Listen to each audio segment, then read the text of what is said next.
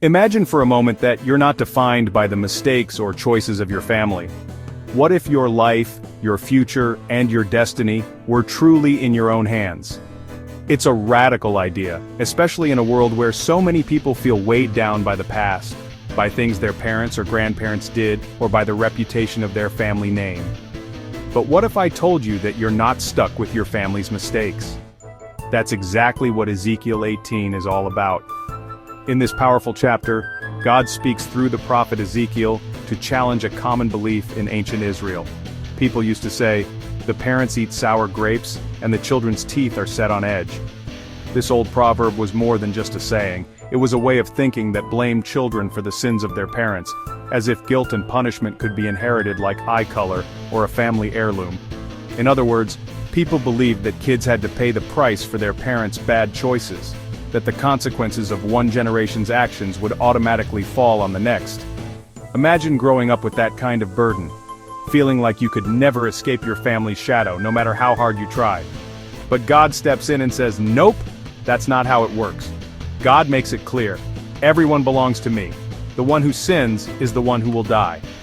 In other words, each person is responsible for their own actions, their own choices, and their own relationship with God.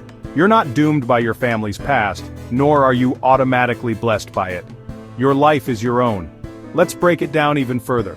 If a person chooses to do what's right, if they follow God's ways, act with justice, show kindness, and live with integrity, they will live, no matter what their family did before them. It doesn't matter if their parents made terrible mistakes or if their ancestors had a troubled past. What matters is the choices they make today. On the flip side, if someone chooses to do wrong, even if their parents were saints, even if they grew up in a good home, they are still responsible for their own actions. No one gets a free pass because of their family's goodness, and no one is condemned because of their family's failures. Each person stands on their own before God. This is a message that breaks the cycle of generational blame. It's a call to personal responsibility, but also to personal hope. You don't have to carry the weight of your family's history. You can choose a new path no matter where you come from or what's happened before. And here's the twist that makes Ezekiel 18 so powerful. If someone has messed up, if they've made mistakes, hurt others, or gone down the wrong path, but then they turn away from their sins, God promises forgiveness and a brand new life. It's never too late to change. God isn't waiting to punish, God is waiting to welcome you back.